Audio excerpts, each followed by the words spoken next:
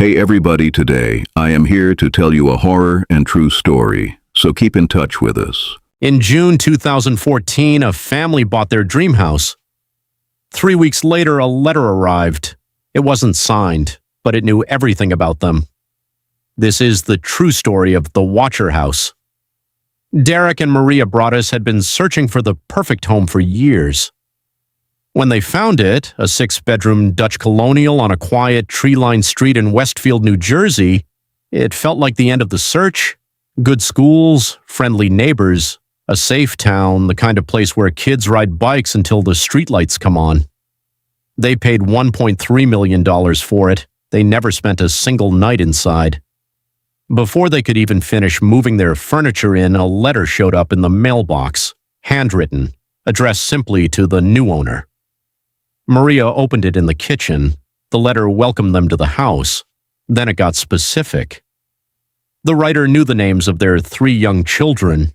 They referred to them not by name, but by a chilling label, young blood. The letter said the house had been the writer's job for decades, that they were watching it, waiting for it to be handed to them the way it was supposed to be. It asked one question that would haunt the family for years. Do you know the history of the house? Do you know what lies within the walls of 657 Boulevard? The Broaddus family assumed it was a cruel prank, a one-time thing, something to laugh off. They were wrong. More letters came, each one worse than the last. One described the children as fresh blood and said the writer needed to know which bedroom each child would sleep in, so I know who is in what room. Another claimed the writer's family had watched the house across 3 generations: grandfather, father, and now, them. The letters described watching the family move boxes in. They described seeing renovation crews come and go. They knew details no stranger passing by should have known. Terrified, the Broaddus family hired private investigators. They installed security cameras. They asked the police for help. Nothing turned up a suspect. Neighbors were interviewed. Handwriting was analyzed. DNA was tested on the envelopes. Nothing matched anyone.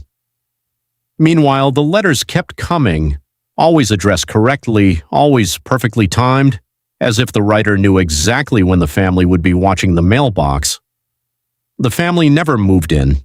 They couldn't bring themselves to put their children to sleep in a house where someone, somewhere, seemed to be watching every window.